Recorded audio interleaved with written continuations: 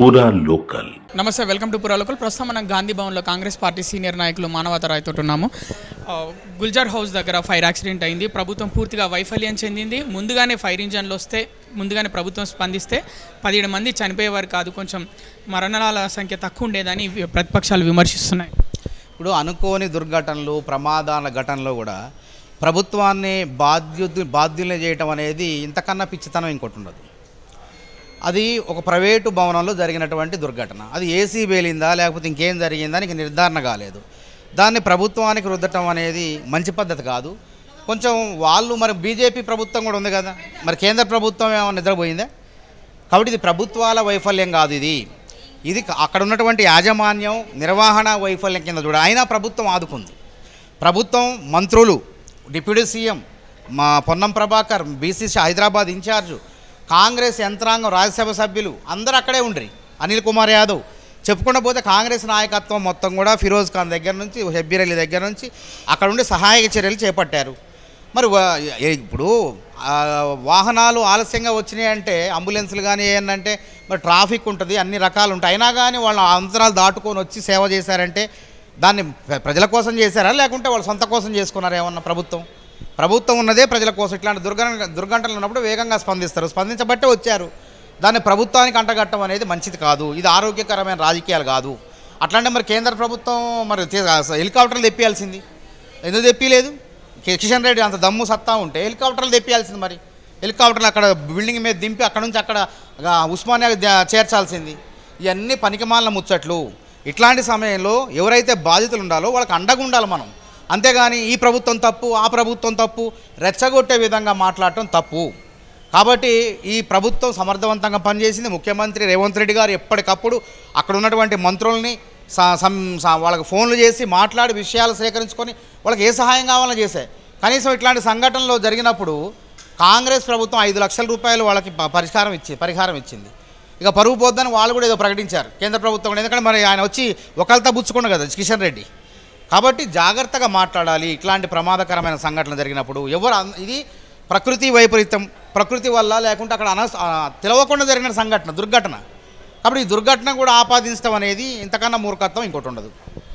ఇప్పుడు మరోవైపు మంత్రులు కూడా అలా డబ్బులు తీసుకుంటారు, ఫైళ్ళ మీద డబ్బులు తీసుకునే సంతకాలు పెడతారు అని అంటే ప్రతిపక్షాలు అంటున్నారు. ఇది అసత్య ప్రచారం.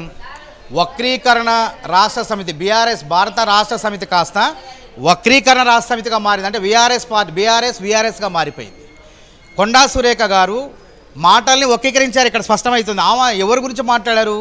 కేంద్ర ప్రభుత్వంలో ఉన్న బీజేపీ కేంద్ర మంత్రులు ఎట్లున్నారు, గతంలో రాష్ట్ర మంత్రులు కేటీఆర్, ఎర్రబెల్లి దయాకర్ రావు, ఇంక ఇతర మంత్రులంతా ఈ విధంగా కక్కుర్తి పడేవాళ్ళు ఫైల్ క్లియర్ చేయాలంటే. కానీ ఇప్పుడు మేము నిజాయితీగా ఉన్నామని చెప్పి ఆమె నిజాయితీని చాటుకుంటే దాన్ని కూడా ఇడిదిప్పి ప్రయత్నం చేస్తే ఆమె నాయకత్వమే బలపడింది. అరే నాయకత్వం అంటే కొండా సురేఖ లెక్క ఉండాలా? అరే 4 కోట్లు పెట్టి కళాశాల కట్టించింది. దట్ ఈజ్ కొండా సురేఖ అంటున్నారు తెలంగాణ ప్రజలు మొత్తం కూడా. గత ప్రభుత్వం అవినీతిని వెలికి చేసే విధంగా చెప్పే విధంగా మాట్లాడు. కానీ వాళ్ళేంది ఈ మంత్రులు అని చెప్పి ఈ మంత్రివర్గాన్ని కావాలని చెప్పి బట్టగాల్చి మీద వేసే ప్రయత్నం బీఆర్ఎస్ బీజేపీ చేస్తుంది. అయ్యా గత బీఆర్ఎస్ పాలకులారా, అది మీ గురించి అన్నది. గుమ్మడికాయ దొంగ అంటే భుజాలు నడుముకున్నట్టు కొండా సురేఖ మా మంత్రులు, గతంలో మంత్రులు ఈ విధంగా చేసేవాళ్ళంటే కలుగులో దాక్కున్న ఎలకల లెక్క కొండా సురేఖ గారి మాటలు వేడి సెగదగిలి బొబ్బలు వచ్చి బయటకు వచ్చినట్టు కేటీఆర్ ట్వీట్లు చేయటం, తర్వాత బీజేపీ నాయకత్వం మాట్లాడటం చూస్తే చాలా విచిత్రంగా ఉంది. వాళ్ళ గురించి మాట్లాడితే గుమ్మడికాయ దొంగల్లాగా వచ్చి కాంగ్రెస్ పార్టీ మీద బట్టగాల్చి మీద వేసే ప్రయత్నం చేస్తున్నారు. కాబట్టి కాంగ్రెస్ మంత్రులు 14 నెలలుగా 15 నెలలుగా శ్రమిస్తూ ఈ రాష్ట్ర అభివృద్ధి కోసం శ్రమిస్తూ గాడి తప్పిన ఆర్థిక వ్యవస్థను గాడిలో పెట్టడం కోసం ముఖ్యమంత్రి రేవంత్ రెడ్డి గారు గజీతగాళ్ళ లెక్క అభివృద్ధి పథంలో అవ్వడానికి ప్రయత్నం చేస్తాడు. ఇతర మంత్రులంతా కూడా ప్రభుత్వ యంత్రాంగం మొత్తం కూడా కృషి చేస్తుంది. ఎక్కడన్నా దమ్ముంటే నిరూపించమని అవినీతి జరిగిందని. ఆ రోజు సెక్రటరియట్లో కూడా బట్టి గారి ఛాంబర్ దగ్గర కూడా అదొక పెద్ద నాటకం. బీఆర్ఎస్ కాంట్రాక్టర్లు వాళ్ళంతా బీఆర్ఎస్ హయాంలో పనులు చేసిన వాళ్ళు, అదేవిధంగా బీఆర్ఎస్ నాయకులు వాళ్ళంతా బీఆర్ఎస్ సానుభూతి పరులు. ఆ బీఆర్ఎస్ నాయకత్వం అంటే కాంగ్రెస్ ప్రభుత్వంలో ఇంతవరకు అవినీతి మాట లేదు కాబట్టి, ముచ్చట్లేదు కాబట్టి ఈ విధంగా కృత్రిమ అవినీతి ఉద్యమం చేపిద్దామని చెప్పి సెక్రటరీకి పంపించింది. సెక్రటరియట్లో ధర్నాలు జరుగుతాయా?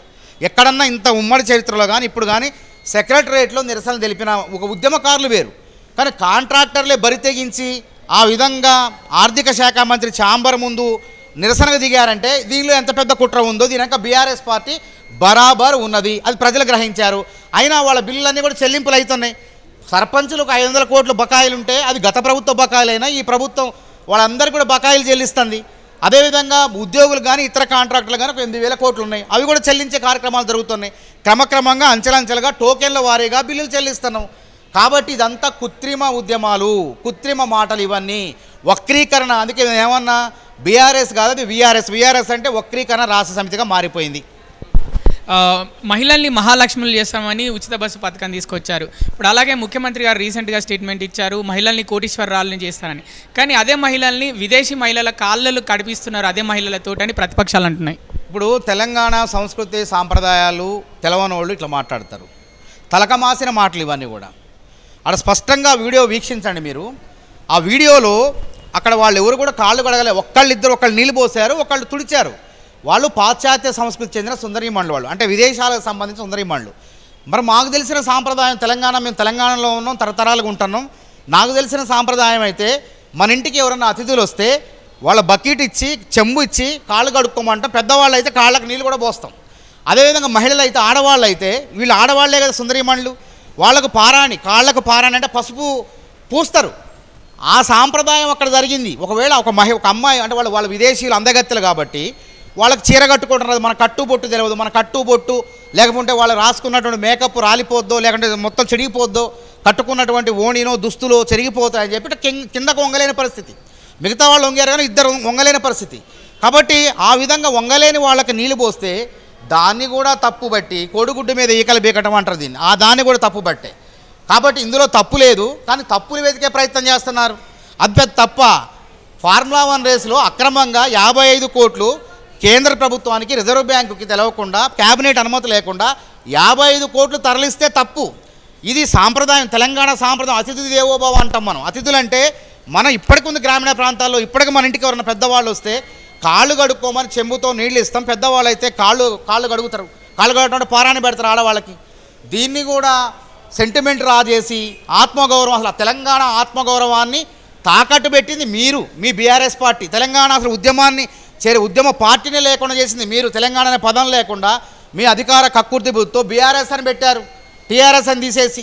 అదేవిధంగా తెలంగాణ గేయాన్నే మీరు అమలు చేయని వాళ్ళు, రాష్ట్ర గేయంగా అమలు చేయని వాళ్ళు. మీరు జయంతి రేవంత్ రెడ్డి చేసి చూపిస్తాడు. మీ దగ్గర శ్రీమంతులు, సినిమా తారలు, ఫార్ములా 1 రేసులు ఆటలు ఉంటాయి, వాళ్ళు చూసి ఆ శ్రీమంతుల ఆటలు. ఇది అందాల పోటీలు అంటే మన ఔన్నత్యాన్ని, తెలంగాణ సంస్కృతి సాంప్రదాయాల్ని, కళల్ని, వాస్తు శిల్ప సంపదను ప్రపంచ దేశాలకు ఇవాళ చాటి చెప్పినాం. ఆ ఘనత మనదే. ఒక నయా పైసా కేవలం 2 కోట్లు. అది కూడా నిర్వహణ మనం నిర్వహించట్లా పోటీలు. అందాల పోటీల నిర్వహణకు మనం వేదికిచ్చినాం, గచ్చిబౌలి వేదికిచ్చినాం. ఇలా వరంగల్లు, రామప్ప టెంపుల్, 1000 స్తంభాల గుడి, చార్మినారు, ఈ వాస్తు సంపదన మొత్తం, కళా సంపదన మొత్తం కూడా ప్రపంచానికి పరిచయం చేసినాం. మన కట్టు బొట్టు చేనేత పరిశ్రమని, చేనేత చీరల్ని, పోచంపల్లి గద్వాల చీరలను వాళ్ళతో కట్టింపజేసి తెలంగాణ యొక్క అందాన్ని ప్రపంచానికి అందగత్తెలకు పరిచయం చేసినాం మనం. దీన్ని జీర్ణించుకోలేక ఏం లేక వెనకడికి పని లేనివాడు ఎవరో పిల్లి తలకాయ కొరికినట్టు వీళ్ళు ఈరోజు అందాల పోటీలపై విషం చిమ్ముతున్నారని చెప్పి స్పష్టంగా చెప్పవచ్చు.